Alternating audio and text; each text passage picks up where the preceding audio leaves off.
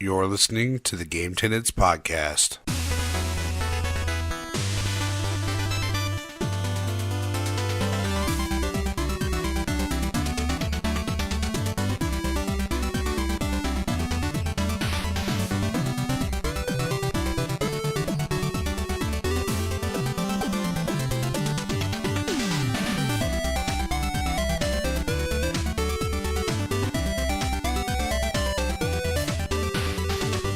What's up, and welcome to the Game Tenants Podcast, the failed adventures of two gamers and the quest for Gamecast stardom. AKA worthlessly lazy, but so game crazy. This is episode 88, and I am Church of the Game Grinder, and as always joined by my excellent co-host, Jason of Corpse Flood Gaming. What's up? What is going on? Let's open up this pit. Yeah, right? So, Let's get shit going. You know, after our last big episode, including John Riggs, kind of got jack shit for this episode. Hype it up, pal. Right? I'm sure we'll keep it entertaining. Yeah, there's a lot going on. There's Red Letter Media has a running joke for January, because Red Letter Media does like movie reviews, and nothing ever gets released in January, and they say there's a great video you can look up, Red Letter Media. Fuck you, it's January. Yep, I've seen it. There's not a lot going on. Not much for news. Well, all we're finding out, you know what? All our good content is delayed until we're having to push back. We need to do some more work on it. It's getting delayed till maybe September. Yeah. We'll have it already then. I'm just copying the game industry. That's what we're all about here. Yeah. But yeah, we got some stuff to talk about. There's always games that we've played. Always. Hopefully. Well, lots to keep us busy. Have you been keeping busy? I always keep busy. I keep too damn busy. Not in the way I like to, but still managed to get some games played, so... Sure. Life's not been 100% garbage. Right. Well, let's jump right into the retro game highlight, then. Hell yeah. Last time, John Riggs joined us, and he talked about e.v.o. e.v.o. for the Super Nintendo. Shit, Pretty yeah. neat game. I think I'm going to be hopping into that pretty soon to check it out. You made it sound really cool. Like, a lot different than I conceived it to be. Pretty Like, legit. I thought... Yeah, so... I've always thought it looked pretty cool, but I didn't quite get what kind of game it was until you told me, and I'm like, now it sounds cool as shit. Yeah. So maybe it commands that price that it goes for. Maybe? Hurrah! Not, because it's like a $200 game, isn't it? Yeah, bud. Yeah, I mean, it's a cool game, but it's not $200 cool. Have you beat it? No. But I would Well, spend $200 on it. Let's both play it and then see. Enough about e.v.o, though. We'll do some game deflators. Yeah. Stuff. What you got for us this time? Fucking Nightmare Creatures. You ever played that shit? I did play that shit. Fucking cool, eh? I never beat it. I think I only played the demo, actually, on a demo disc. Damn. I played a lot of it, but I always seem to... I never really got like game over on it, but yeah, I don't think I ever actually beat it now that we mentioned it. Did you play it on I played it PS? extensively. Or 64? Actually, the 64 version. I bought it, yeah. I remember buying it from the rental store when like N64 was still like a thing. Yeah. And they had it pretty cheap, which was a rare thing in my town. It was before we didn't even have a Walmart. Like we've had a Walmart for maybe 15 years, which is ridiculous. Before And Walmart, so- there was just nothing. There barely anything, and anyone could basically. It was like Wild West prices. Like we have an electronics store that wasn't really like a video games thing. We had like a Radio Shack type, and then their prices were always just like outrageous. They had a copy of Perfect Dark for the N64 for $99 until pretty much it switched over to being a different type of store. Like someone bought it out and turned it into like their own kind of store. It was along the same lines, but I don't even know whatever happened to that copy. if they just like threw it out or what. But yeah, I remember being there like, holy shit. It was like 360 was out and they still had that copy of Perfect Dark for $100. Before retro prices were going up, and it probably commands that now for a sealed Perfect Dark.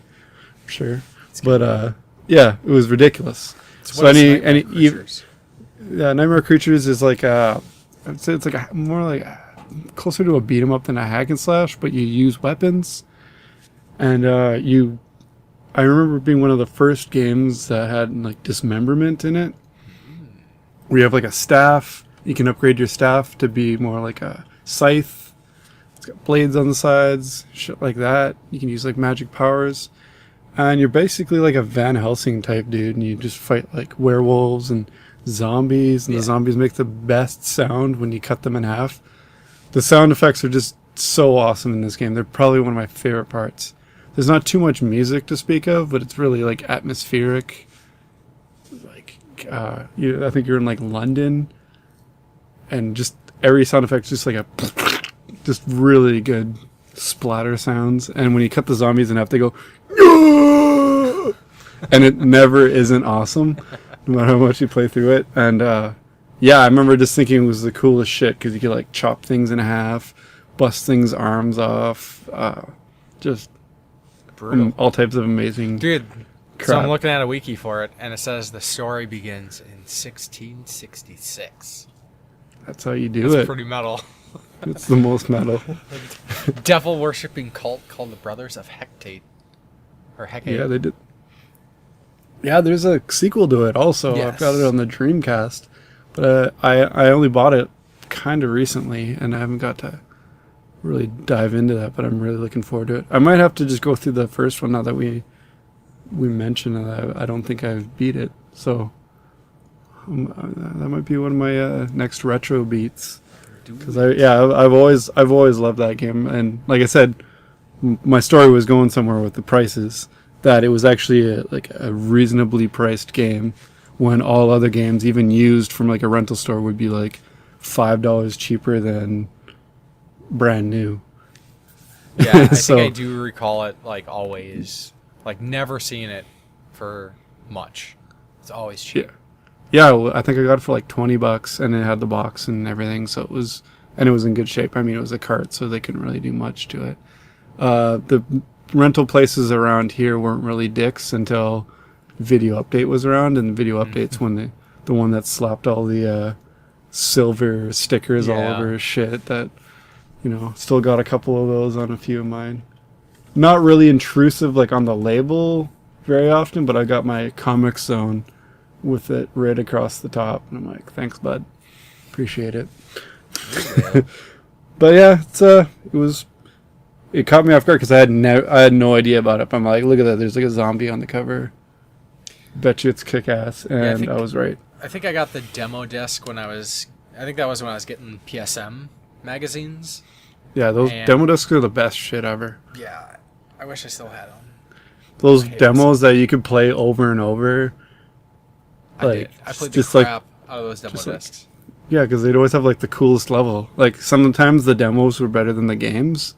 It would be like an altered first 2 levels or something where like it kind of lets you know a little bit of what the game can do, and you're like, oh man, I wish all this shit would actually be in a level when you buy the game because of the demo. Yeah. That's something that I didn't like, was when the demos were misleading. Yeah. And like I said, there was I think we talked about it before, that there was a skateboarding game that was a total Tony Hawk ripoff called Grind Session, and my brother and I would play that demo for hours. Like we would just keep playing it. It was like the Tony Hawk demo had the warehouse in it, which was one of the best levels in the game. Yeah. And we played the shit out of it, and then I was like, oh, cool. And I found it when I was out of town one time, and I grabbed it, and I was like, oh, look at this shit. We're going to be playing the hell out of it. And then we played the game itself, and it, like, mostly pretty boring garbage, and then we just ended up playing that same level again. We're like, well, we can turn off the timer now. That was about it. Yeah, we used to. And I didn't pay a lot for it, so I wasn't too disappointed, but I was kind of bummed out. I think there was 2 of that one, too. Just... Yeah, we used to play there was Tony Hawk, but then there was a game that was just like Tony Hawk, but it was snowboarding. I don't remember which one that was. We have one with Incredible Crisis demo on it too. And then It was like Dave Mira's BMX. Like, we used to play the crap out of those. Just because, you can play a whole level of this game that's just like Tony Hawk, and that's like when Tony Hawk 1 was out, and oh yeah, like we played the crap out of that. Yeah, demo disc, man, those were good times. I probably wouldn't even after a while I probably would have checked out Tony Hawk, but the reason I bought Tony Hawk was because I played the demo of it.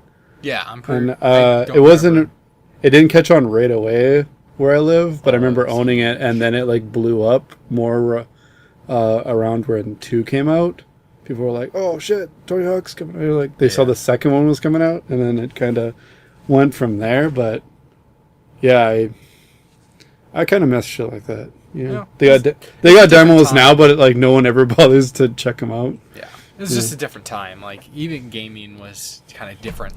You kind of played everything because you appreciated every little bit. And we didn't have the access that we do now, where we're adults and we have disposable incomes, where as kids it was got what we could take, and every shitty NES game that I could rent, I appreciated, and I didn't think they were bad games until angry internet reviewers said they were bad games. So then apparently I had to change my opinions on things. There's a couple that sucked out loud, but you're like, hey, I got it for the weekend. I'm playing it this whole weekend. Right. Maybe I just got to get better at it. And you're like, no, this game actually does suck.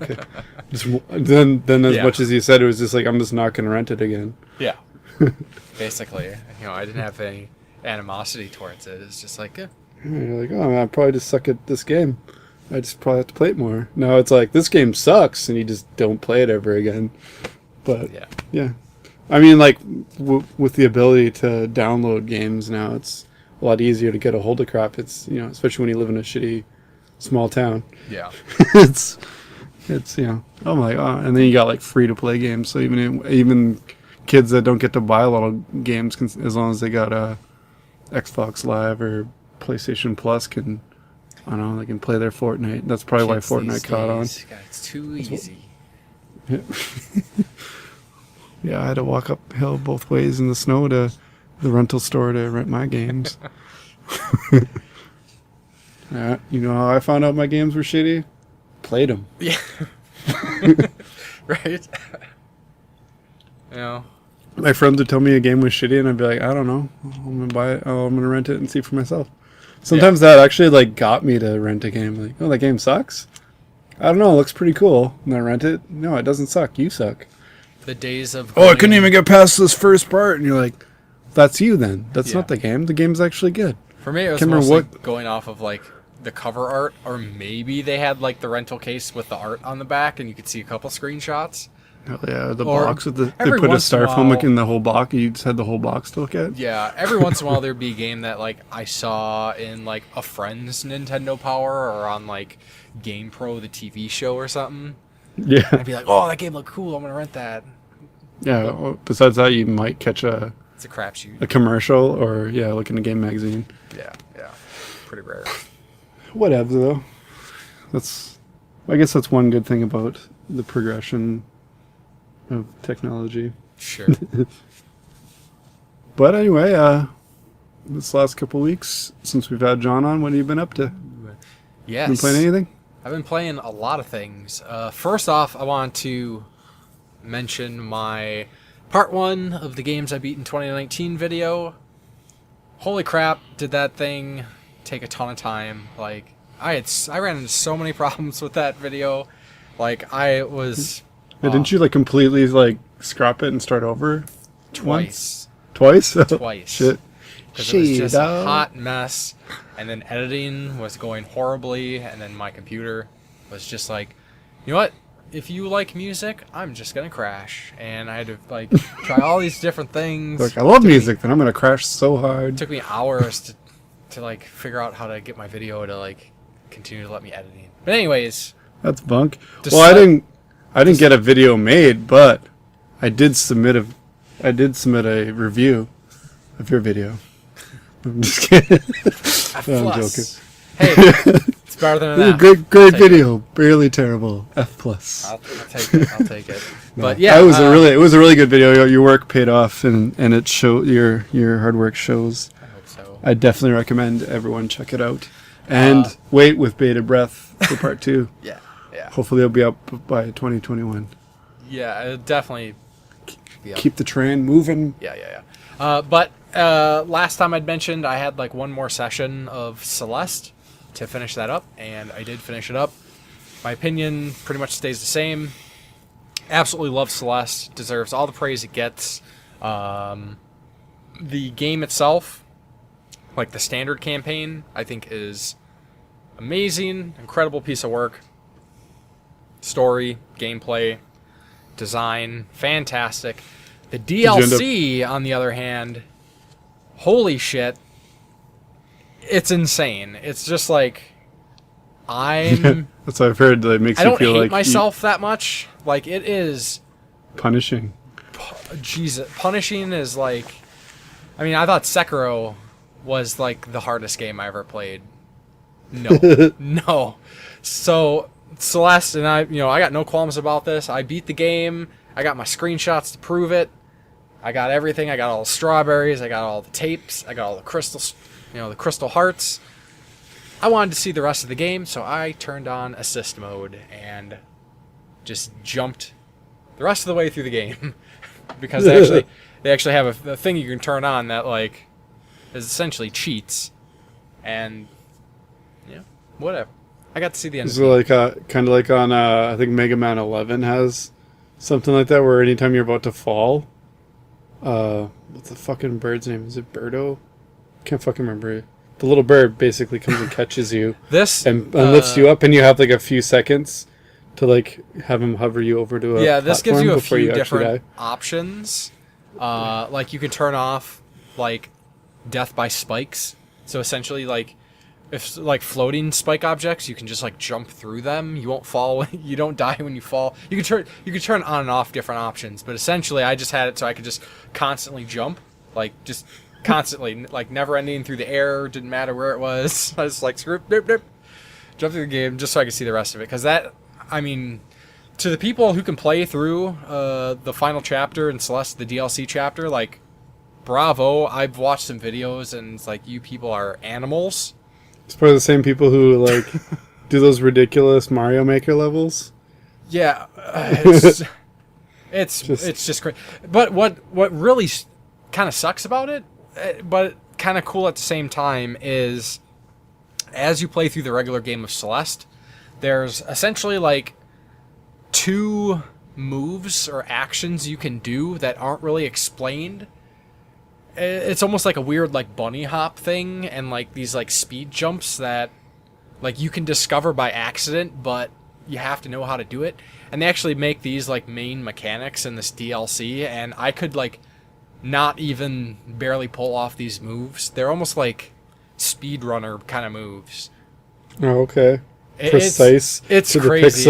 It is really crazy, and like it's nuts. But yeah, so I finished Celeste. I think everybody should check it out if you like, retro styled games, whatever. It's like, it is so good. Gameplay and narrative.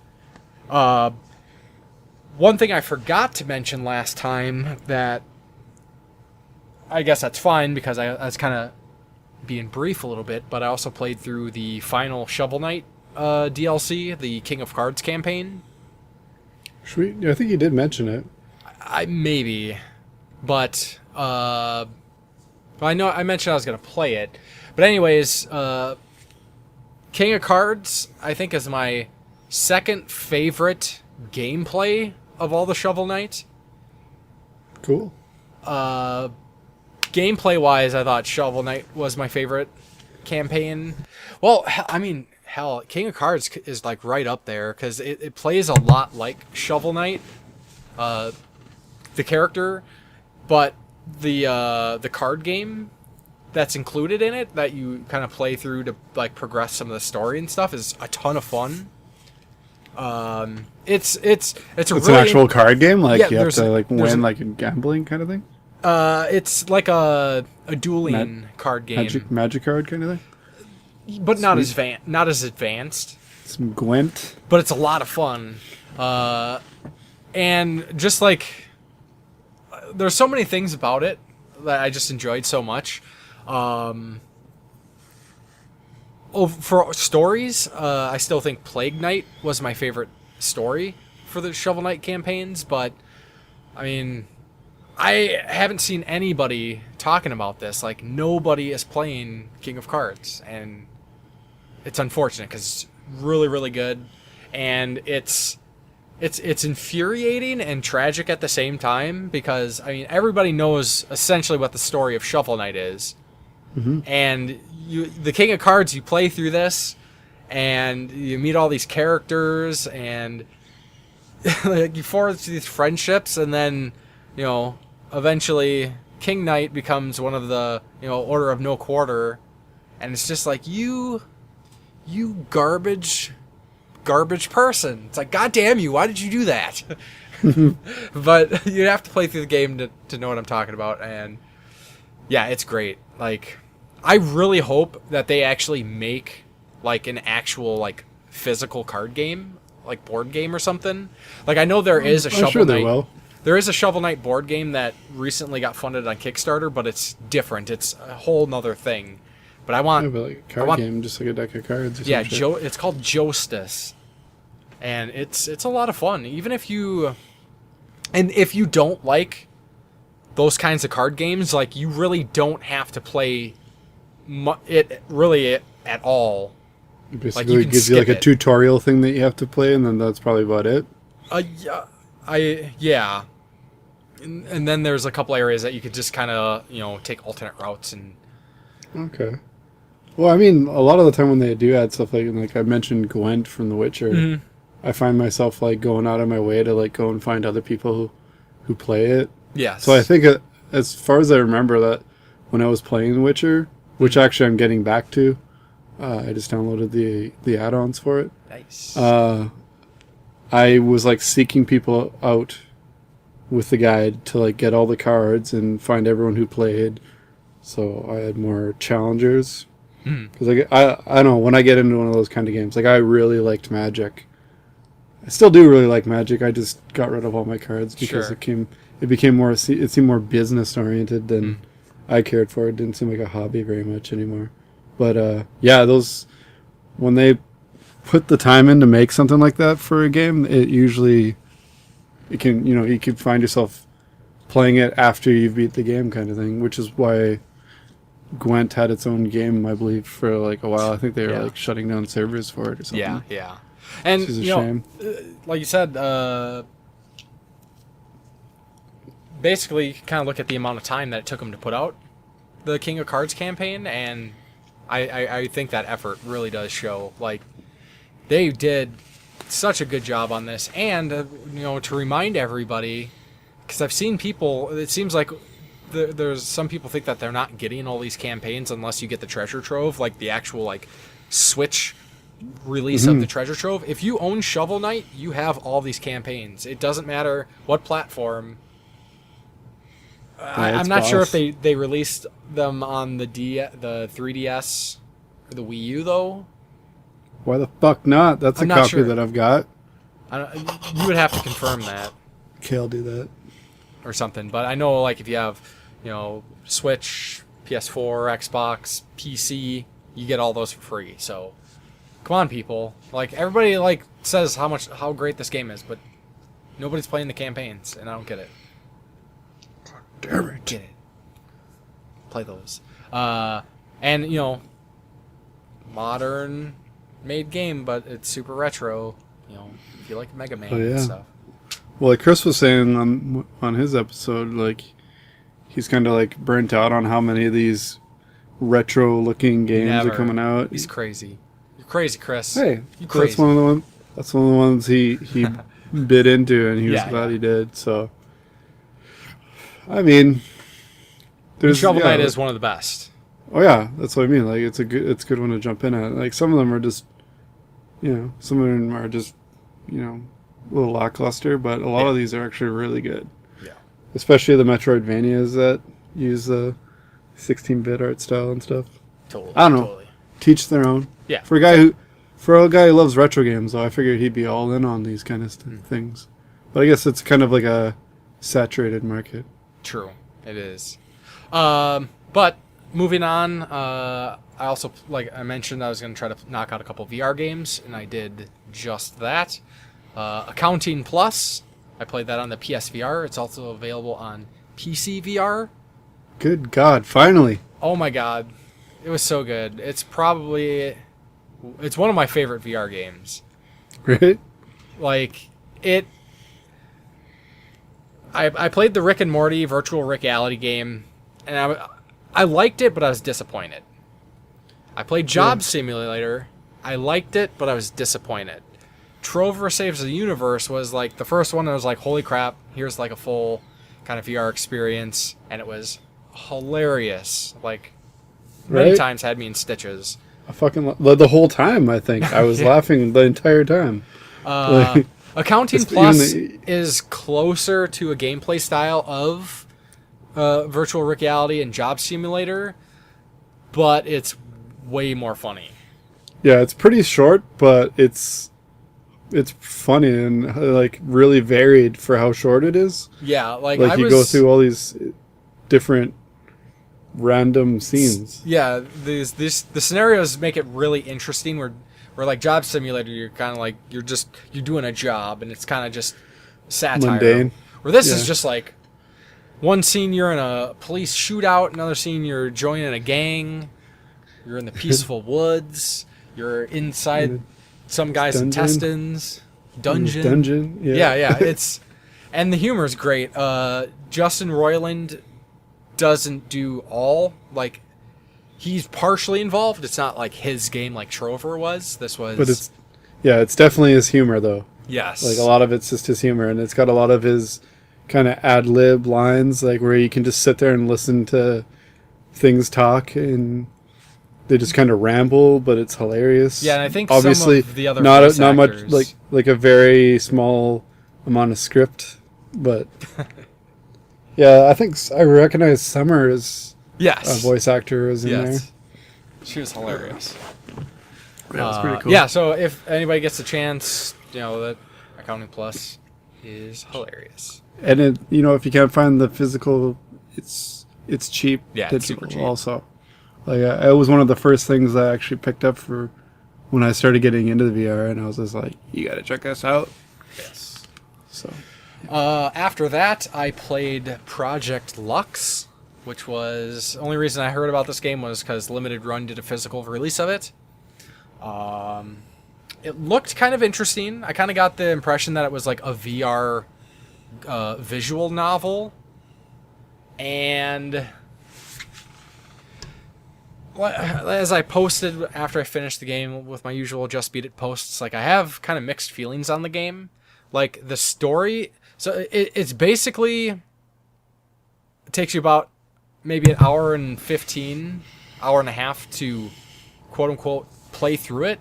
It's basically just a movie that you can, or it's a dialogue that you can look around, and there's a couple times when you have to like look at an object to cue up a conversation about an object, but otherwise you're just sitting there, the characters are talking, it's a conversation. Sounds like a fucking easy platinum, at least. That's what annoyed me, is that I was like, okay, well, at least, I did enjoy the story. I will say that. And I was like, well, okay, cool, I'll get an easy platinum. To get one of the trophies is play through the game twice. And I was like, no thanks.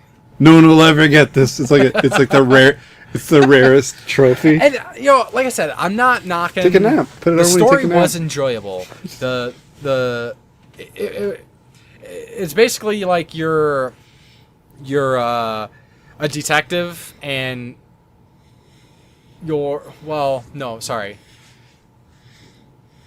playing a character asking the female lead to like make these different simulations for people who live in the virtual reality space to like experience emotion.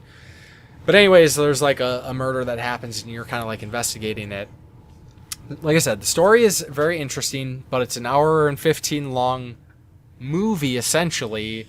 I paid, $30, $35 because of the limited run release.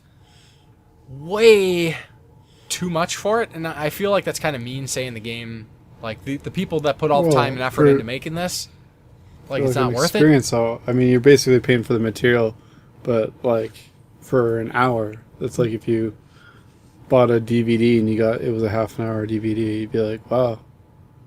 Just paid $30 Yeah, and one thing that really annoyed me was for some reason towards the end of the game when kind of like the more like critical like reveals and stuff were happening, like the characters speak in Japanese and you can see subtitles. My subtitles weren't progressing, so I was missing like big chunks of like very important exposition to the story because like the game was glitching out on me. Well, that is not good. Like I had to like go on YouTube to look at a couple of them. There's one part that I replayed because there's a actual one point where you can make a choice. But I was like, are you serious? Like the only thing they really had to do besides like the visuals was make the dialogue progress properly in the subtitle box. So it's really, really hard to recommend this game. It sounds like a project sucks. I wouldn't go that far, but like it's definitely something I couldn't recommend for more than Project like a couple bucks or something. Like if Yeah. you're like really, really, really into anime, like I mean like a weeaboo, like full on, then you might dig this game a little bit more. But for something that doesn't sound like it has much replay value, Definitely not Sounds much. like The story, I will say the actual concept of the story is like really interesting. Like there was a legit great idea there. It's just, it probably would have been better if they did a visual novel instead. I don't know.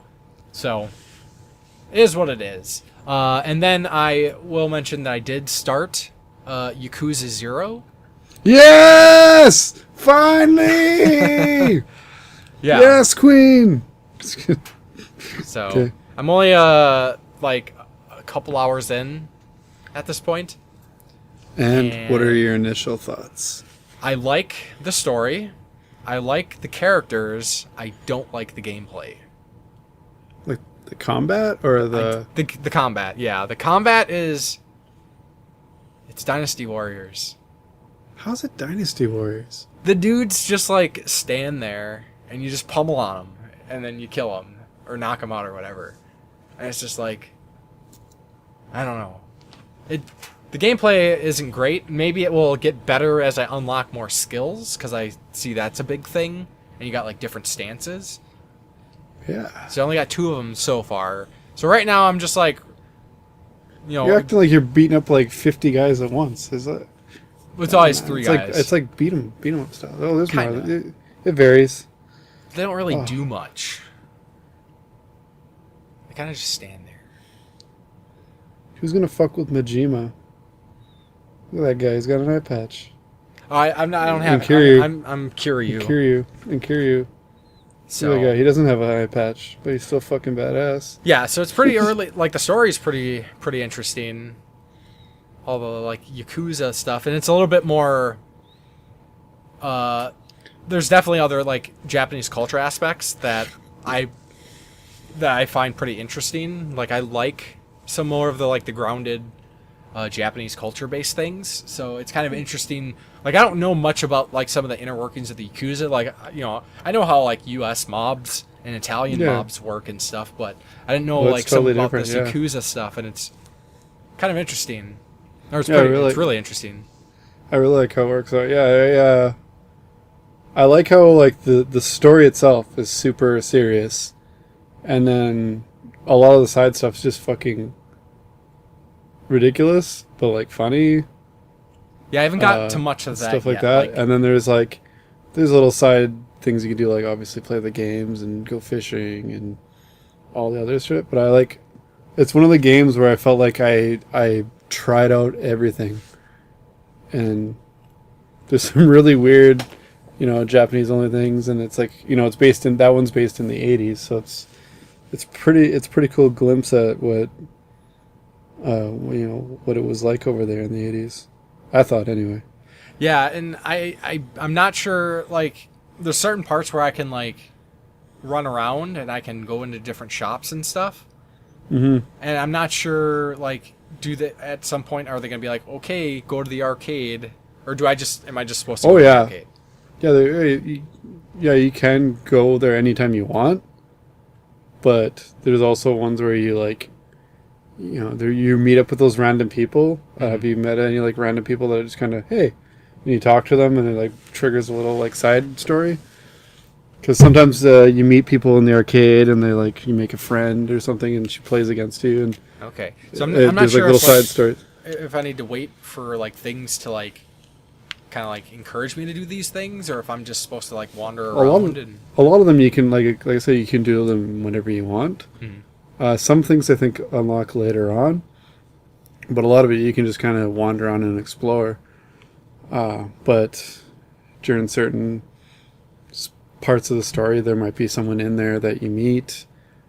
Sometimes the I don't really want to say too much about the story, but there'll be reasons for you to do a lot of the different things, like the karaoke or the. That's what I kind of like, because they don't really do. What I don't like is I really don't like the karaoke or the dancing. Okay. Out of everything. There's, like, right at the beginning of the game, they have you do a karaoke scene, and it was okay. I wasn't into it. You know, and then it was kind of humorous, but it sucks that I have to pay attention to, like, you know, the inputs and not the funny stuff that is going on the screen. Otherwise, I'm gonna be doing crappy on the song and fail or whatever. Yeah, I really didn't like the dancing. And if nobody knows what Yakuza is, they're like, "What the hell are you guys talking about doing karaoke and shit?" Without the driving, it's basically Grand Theft Auto side stuff mixed with, like, beat 'em up stuff more than shoot. There's not really a lot of shooting. Yeah, it's more hand to hand. You'll get different weapons and things you can use later on, like in the hand to hand fights. But it's triggered. Almost think like a JRPG.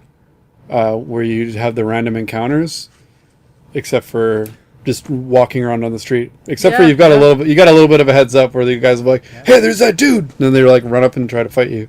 You can run away from them if you want, but nah, don't. The only guy I'd say watch out for is Mr. Shakedown. Mr. Shakedown. I ran into him once already.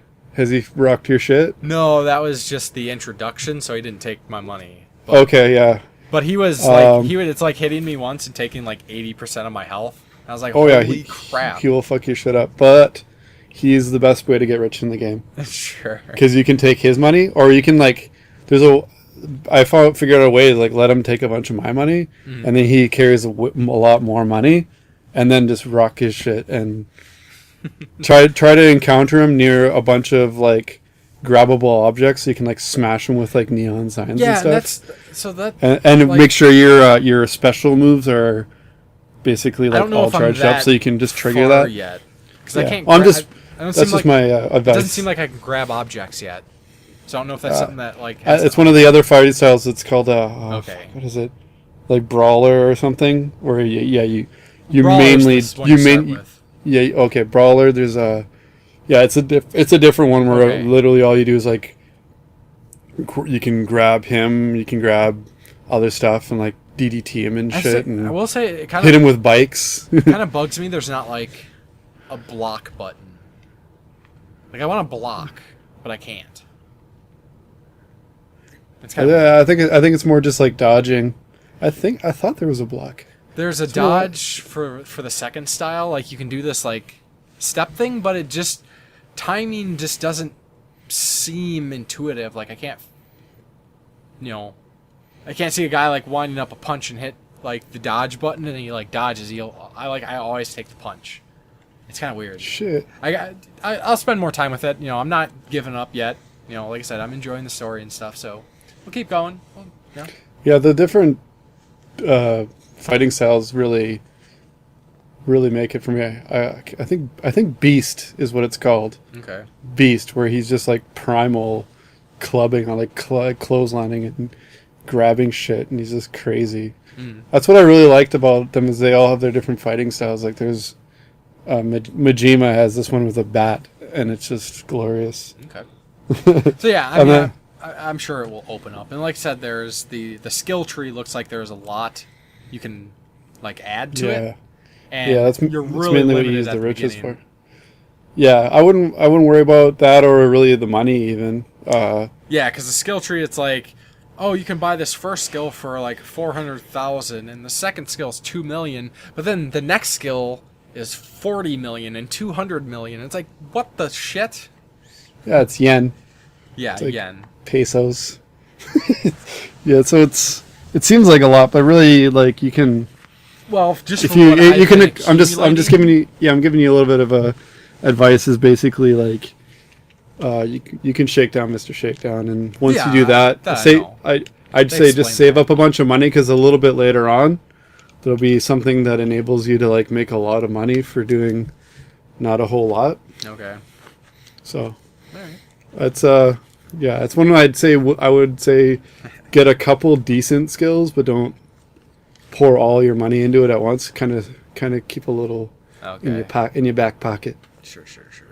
So, yeah, that's long-winded what I've been up to. What have you been up to? Well, I filmed a bunch of my unboxings. They're ready to go, except I need to edit in some gameplay and have some time to do so, which has been kind of lame. Because I usually do that kind of stuff in the evenings, but I worked a lot more of my super duper early mornings. So content's coming as soon as I can get around to it. I'm really trying, really making an effort. But I have had time to play games, which I can do during the day and stuff. And I played through Terminator Resistance, a game that I have been eagerly anticipating. That I'm finally starting to see a couple people talking about. Yeah, And, I'm still not really seeing much. I've seen a couple people, but yeah, I've seen a couple people mention that no one's talking about it also. So it's like that when you tagged me in. And yeah, I had a lot of fun with it. It's not a AAA release, but it's a lot of fun, especially if you're a fan of the Terminator. There's so much there in terms of like, I think what a Terminator fan has been wanting from a Terminator game for a long time. A lot of the kind of like what people were hoping from Terminator Salvation with the Future War. The whole game takes place in the future. It actually feels like the Future War that you see a lot of in like the first two movies and more closer to that. It doesn't take place a lot at night, but even the daytime stuff feels more like what it should have felt like in Terminator Salvation kind of stuff, because it just never really, it kind of felt like Mad Max 1 watching Terminator Salvation, honestly. Where it was like barely post-apocalyptic at all. There's still grass everywhere and stuff. Like, Yeah. I mean, yeah, I kind of get it. It wasn't the landscape of skulls that we all hoped for. Yeah, there was like barely any wrecked build. Some kind of a little bit dusty buildings. This has more like ruins and like some skulls, some dead bodies everywhere, and just kind of more what you'd expect. It was made by the same people, Reef Entertainment, I believe they're called, that made the shitty Rambo game from last gen that I played recently. So I was like excited for it, but I was also like not expecting the greatest game I've ever played, and I was very pleasantly surprised. It plays really well. I didn't really encounter any glitching. The graphics aren't, like I said, not AAA, but they were serviceable. They weren't laughably bad. Care too much about graphics myself.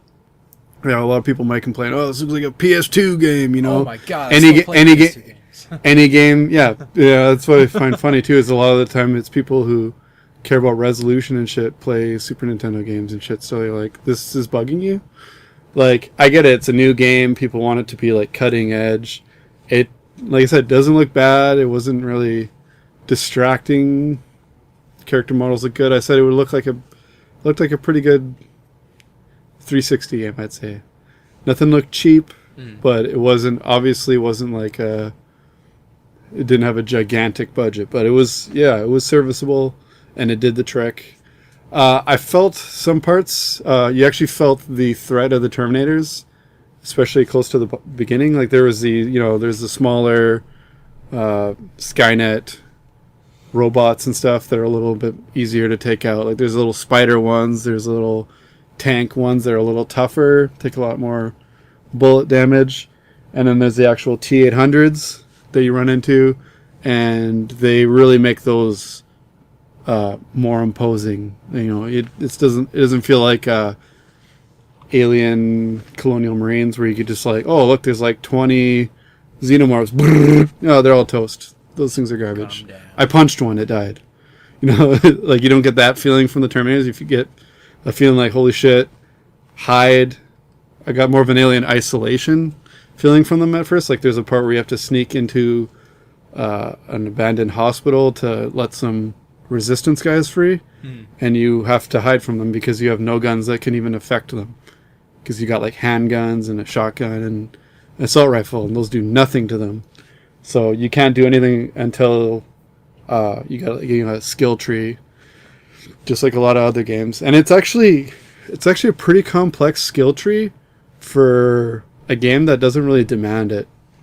That's one thing I would say. Like they worked really hard on the skill tree, and the only thing that really matters is like you get your lock picking and your hacking skills up, as well as like you get crafting and stuff. But I found I barely crafted anything besides like some ammo, just when I felt like I might need some more than I did.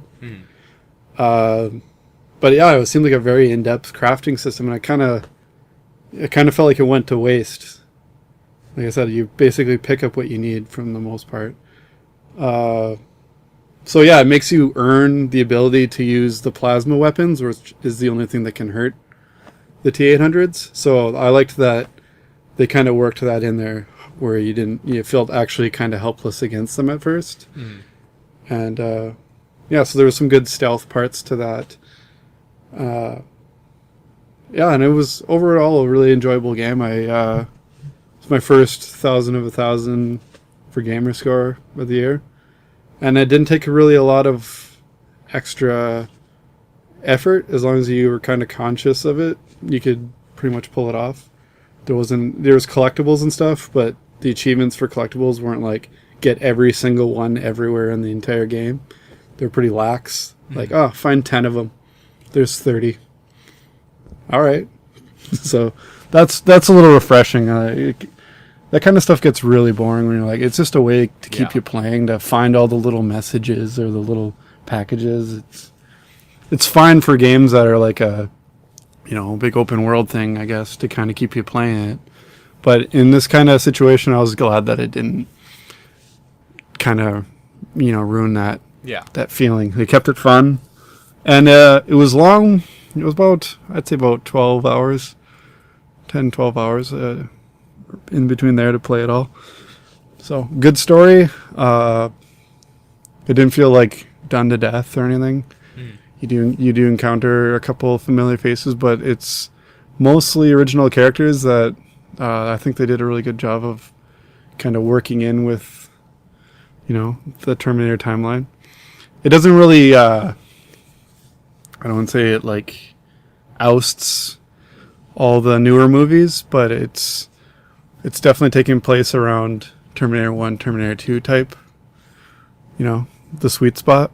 So I think it was a good add-on to the lore. Like I said, you get a lot more of it out of it if you're a Terminator fan. If you're not, you probably won't enjoy it as much. You probably pick it apart more. But I definitely recommend it if you love Terminator. So get on it. Besides that, I haven't beaten anything else, surprisingly.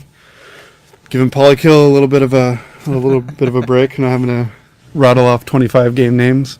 Right. But I have started playing Dangerous Driving on the Xbox One, which is basically a bunch of people that made the Burnout games.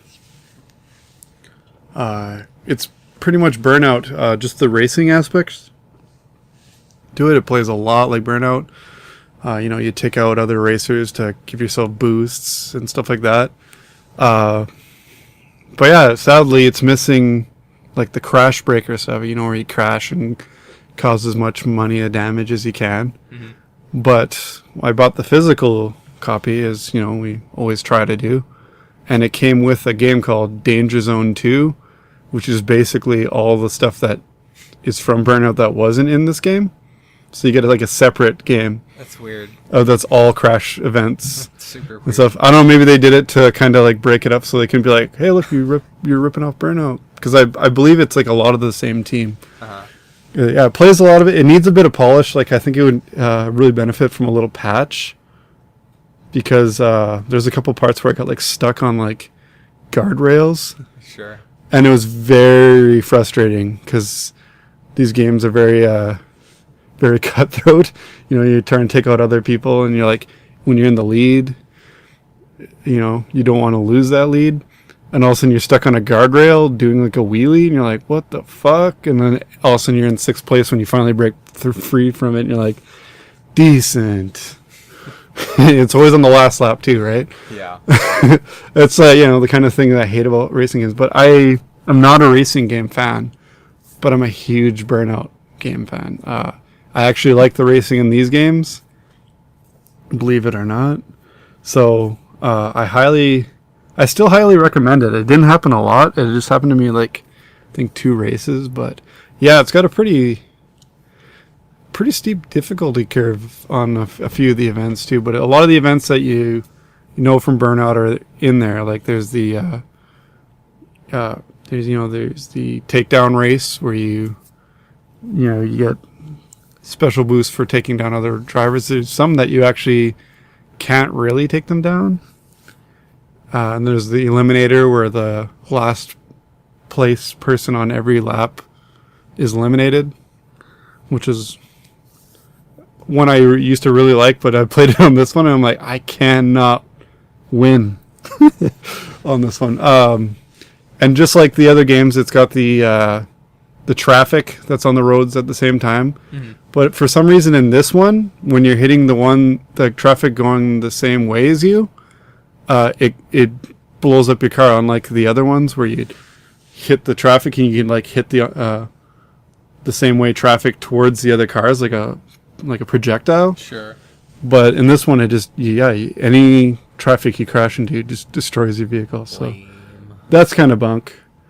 But overall, if you're missing the Burnout games, I do say check it out. It's worth it. It's worth a shot. I had a lot of fun with it. I think I played through about half the events. It was called. And I was getting Dangerous Driving.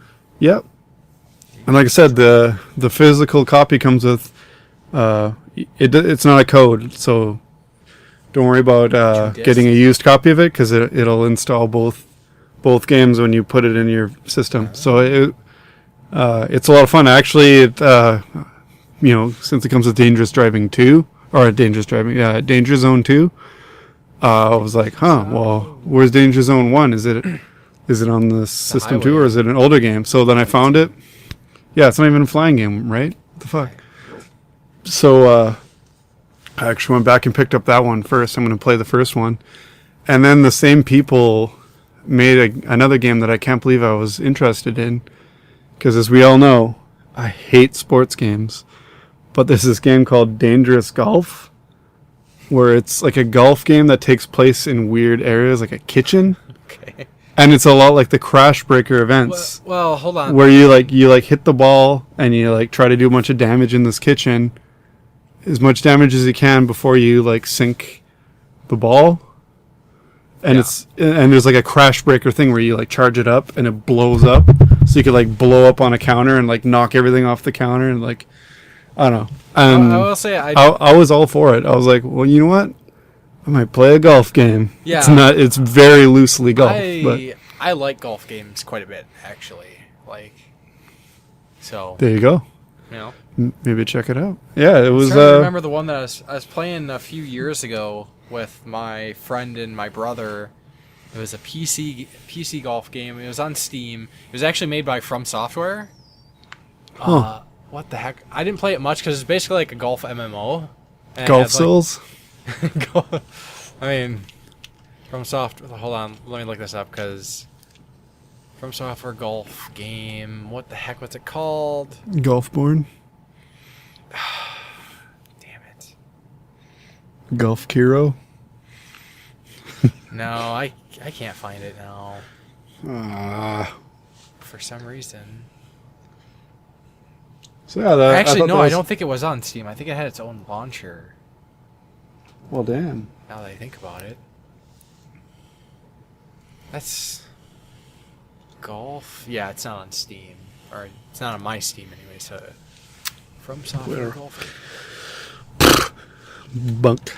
Yeah, whatever. But, yeah, so I got a bunch of new games I'll be checking out. I'll probably be jumping between all those to check them all out.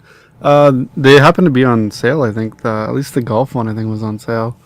And the other one wasn't very expensive, so snagged those. I got a whole, I put one game in and I ended up getting 4 games out of it to try out. So as long as the other one, like I said, it needs a bit more polish, but it's good, especially if you're jonesing for some more Burnout type gameplay. It's very, very close. It's got a lot, the burning lap and all that other kind of stuff. I don't really like those time trial ones, but I do like the mayhem of the racing. I just wish I could hit a pickup truck at one of my rivals and destroy them. But, still a lot of fun. I'll be playing a lot more of that. It's one of those games I kind of like to play in between another game when I play a longer game. So I'll probably go back and forth with that. I don't usually play those all at once. But yeah, that's all I've been playing lately. Cool. I think that's plenty. Yeah. Better than nothing. Better than nothing. Better than Well, I started, I played a little bit more Switch with the girls. We were out of town for the last 2 days, so plugged away some more Ultimate Alliance 3. Started some Luigi's Mansion. There you go. Couple minutes of Katamari. You know what's annoying? Those games that say they're 2-player, but you gotta get so far into them before you can actually do the 2-player. Yeah. That's why we started Luigi's Mansion 3 and Katamari, because I know you can be Gooigi after a while, but first you gotta get to that. Yeah. So she was watching, but then she was kind of losing interest and started playing on her tablet. I was like, oh, that's bunk. I was like, hey, let's play some Ultimate Alliance. I know you can hop right in on that. So that was fun. Yeah. I really want to get through that, but it sucks when when you have a game that you're playing with someone and then you don't want to progress past where you are with them. So you got to wait for them to be able to play it. I hate that. Yeah. Because you know how much I was looking forward to that game, so it's tough to wait. But I've heard this game's harder in multiplayer. I've heard a couple people say that. If you play it single player, it's actually a lot easier. We'll see. Speaking We'll see. of tough to wait, Kickstarter games. Tough to wait for a Kickstarter game sometimes. Yeah, especially if it never happens. Yeah, and hopefully that's not the case for this new game that I think it looks really cool, and I'm trying to help get the word out because I think it looks sweet. It's called Ruby the Wayward Mira, which is kind of an odd name. And it's a special exception for you, actually. Yeah. I usually don't back Kickstarters that don't have a physical copy of the game. And I was like, this one looks pretty neat. $20 to, back it and get the game. Why not? Why not? Yeah, so it's basically, it's a Metroidvania. Looks pretty neat. I really dig the art style and the pixel art animation.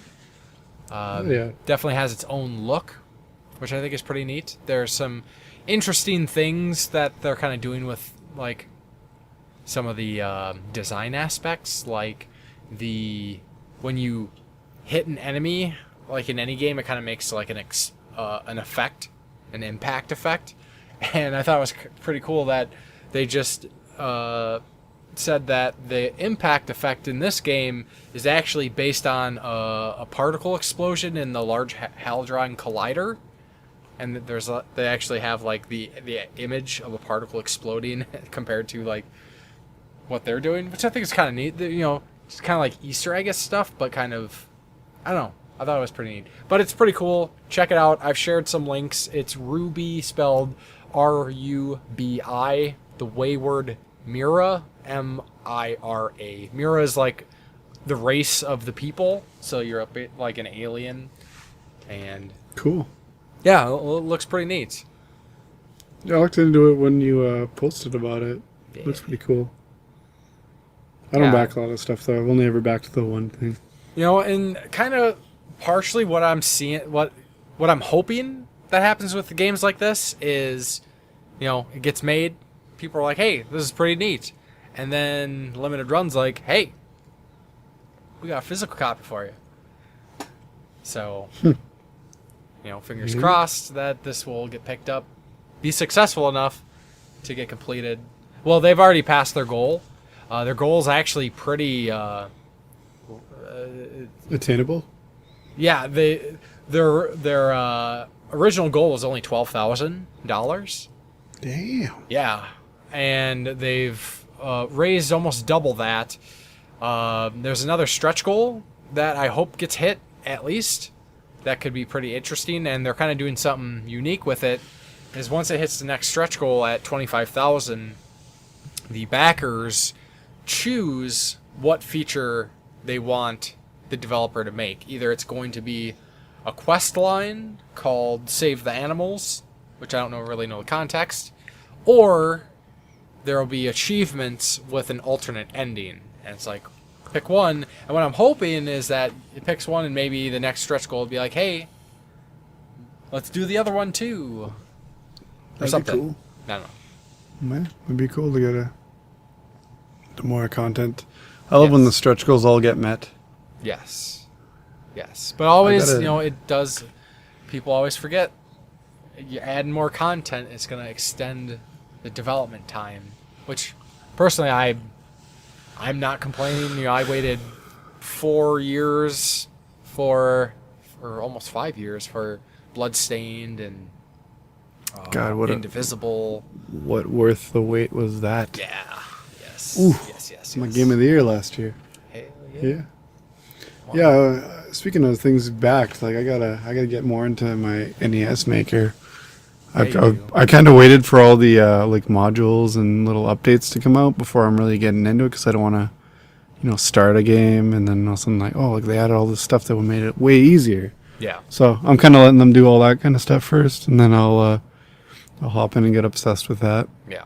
But speaking of Metroidvanias, it totally spiked my memory that I actually started playing Castlevania Mirror of Fate HD. It's in line with the Lords of Shadow storyline. And it's a lot of fun. Like it originally came out on the 3DS, but also came out digitally on the PS3 and Xbox 360, and is backwards compatible. So while I was waiting for stuff to install, I popped it in, played it for a bit on the Xbox One. It's really fun. I only played it briefly when I got it for the 3DS, so it's cool to kind of get more into it. I'm probably about 3 hours into it. It's a lot of fun. You know, it's a little different than the older Castlevania type stuff. It's got, you know, the Metroidvania aspect, but it's kind of like a 2.5D. So it's a little bit to get used to at first. But I'm enjoying it. I don't think it's a very long game, so I'll probably beat it pretty soon. But yeah, I totally forgot I played that, which is weird for how much I love Castlevania. It's been a long day. My memory's not so good. But speaking of stuff that's delayed, goddamn, they're delaying everything. 2020 delay city. Yep. It's not always. Not too surprised, honestly. I'm not surprised by all the delays. Yeah, why put a release date in general if you're not sure when it's going to be done? Yeah. I don't think I think they should be like 98% done before they even give you a release date. But I know shareholders a lot of the time have a lot to do with that. Like, we want it out by this time, you know. Yeah. It's good. It's nice to have a goal, but maybe don't tell everyone the goal. Even sometimes they give you the year when they announce it. You're like, don't do that. Yeah. Like I had a good laugh when everyone's. I seen this article going around about how everyone thinks Breath of the Wild 2 is going to come out this year. Like it's. Yeah, no way. Is this your first Zelda game? Is this the first time you've been excited for a new Zelda game coming out? Because every one of like the mainline Zelda games here, it's always like initial release date. 3 years later, holy shit, it's out. Like, I don't know. They're pretty good at getting the, the portable versions out, but I don't know. Depending on how much they're adding on to the Breath of the Wild 1. I mean, they probably got a lot of assets they can reuse and stuff, but I don't know. I don't have a lot of it's gonna be a while. Faith in that not getting. If I'd be more surprised by that not getting delayed than all the games that have been delayed so far. Yeah, quite a list. I think it's because it all was within a few days. We had Avengers, we had Final Fantasy VII, we had Cyberpunk, Iron Man VR. What else do we have?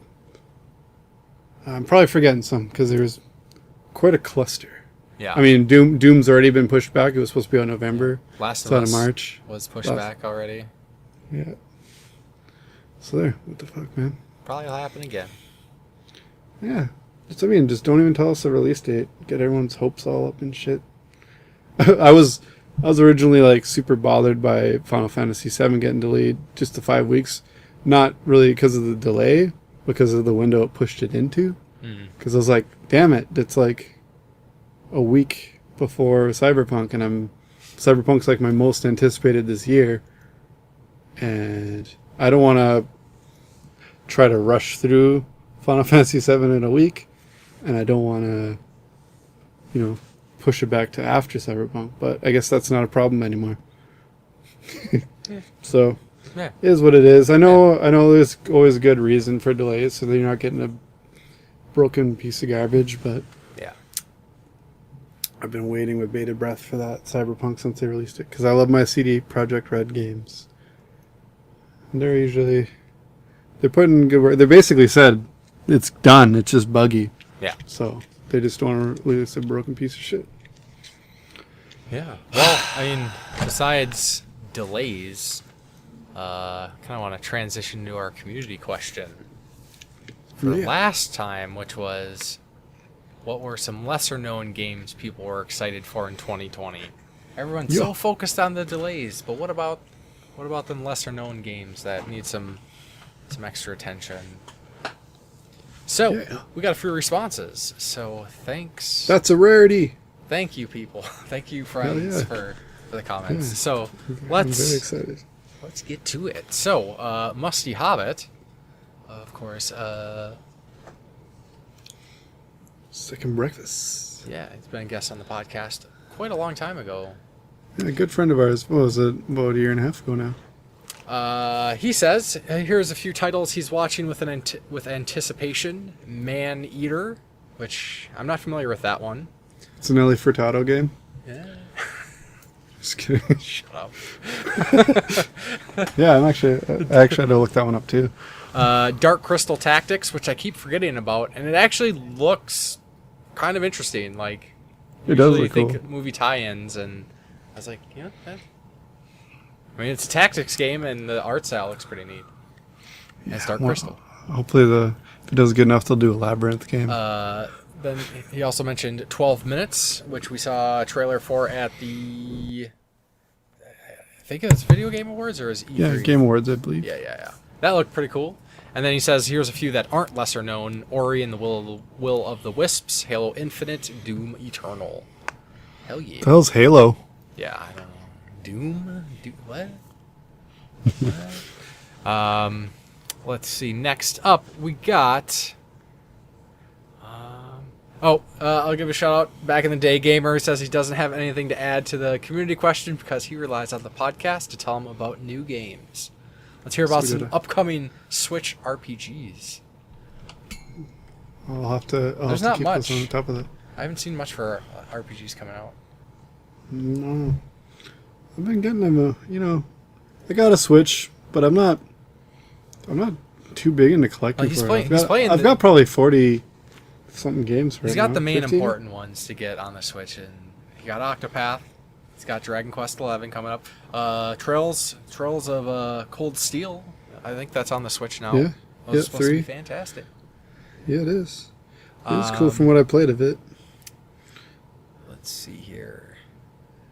Sorry, we got a few comments last time. I'm not used to.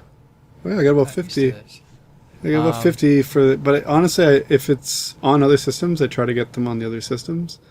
There's a couple I haven't been able to get on others, or I find it way cheaper on the Switch, so it's actually kind of a rarity, but yeah. I do like my Switch, I just don't love it as much as everyone else seems to. Play it on Go, come on! So yeah, that's obviously unheard of. Like, we've never been able to play games on the go before. I guess so.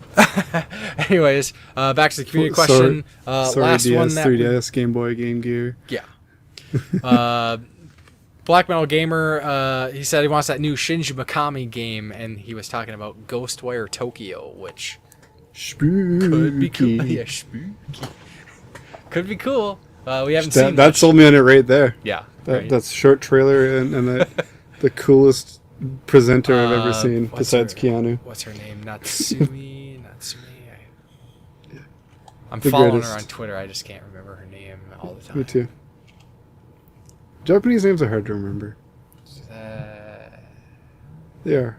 So it's like as much of a fan as I can be of like some people, like composers and artists and stuff. I can never remember their names.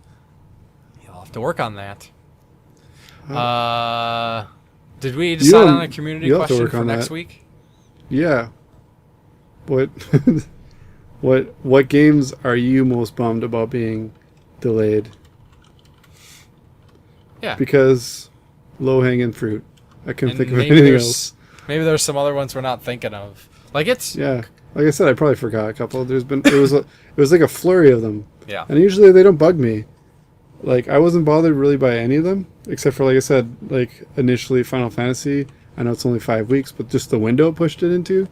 But I'm actually really bummed about having to wait till September now for Cyberpunk. Yeah. Because it feels like it's been forever already. But in the end, I understand. And I'm okay with it. Yeah. And it's not like I don't have games to play in the meantime. Right. So I should just shut the fuck up. Yeah, and I guess then games we can play in the meantime, looking at not much being released in the next couple weeks.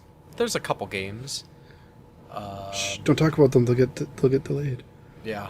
Well, one of them actually was already delayed, and that is Warcraft 3 Reforged, which is finally coming out on the 28th. Yeah. Which, man, my schedule just got jam-packed. It's like, I kind of wish I maybe didn't start Yakuza 0 until I could give it my full attention, because now it's like, I got a couple commitments. Shut your mouth. So we'll see. Just play. And then, of course, as Musty Hobbit mentioned, the Dark Crystal Age of Resistance Tactics. On the 4th. Yeah. Zombie Army 4 Dead War is coming out too. Well, people seem to like the Zombie Army trilogy, so yeah, I don't know much about them. Prison Princess, never heard of it. Sounds kinky. Yeah, I mean, really, that's about it for like notable releases that I care about. The Yakuza collection's coming out though right away. Probably right after the next podcast. Yes. But yeah, I'm still looking for it. Then my collection will be complete. Yeah. Completely complete. Well, I guess mentioning the next podcast. Until then, what are your plans? What you gonna be playing?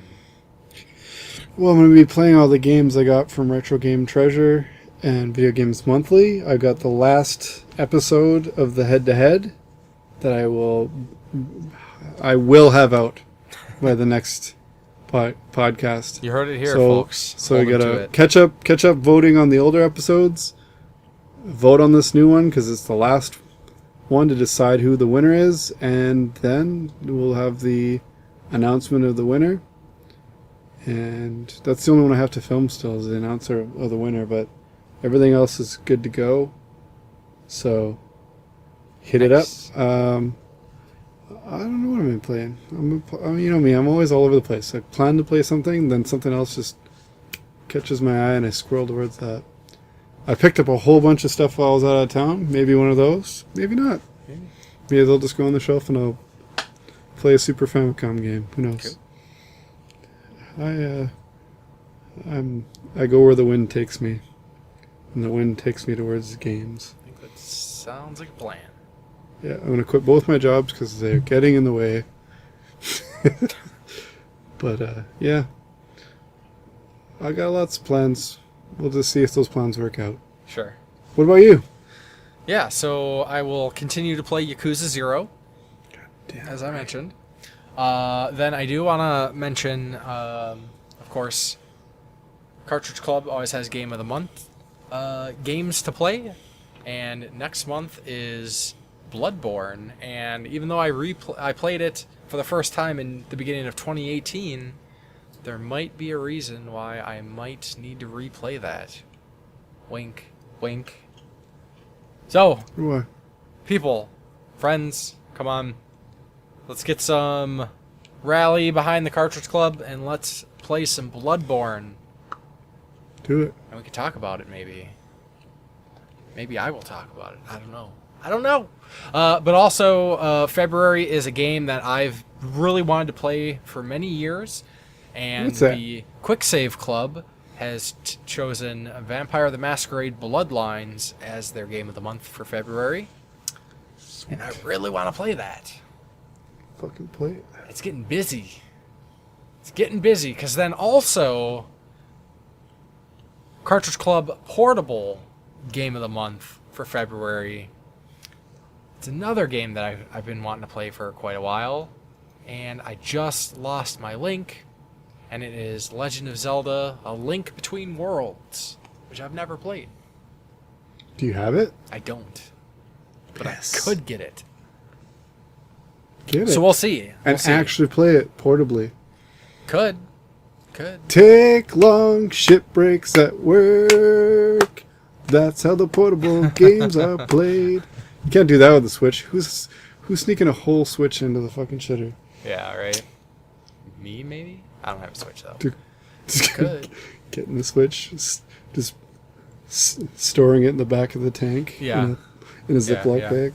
But also now, like, Warcraft 3 Reforged, like, I pre-ordered it. I'm really excited for that.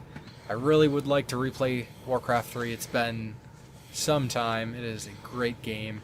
I'm really interested to see what the online is like. If it's gonna include the same like user map settings that was included with the original Warcraft 3.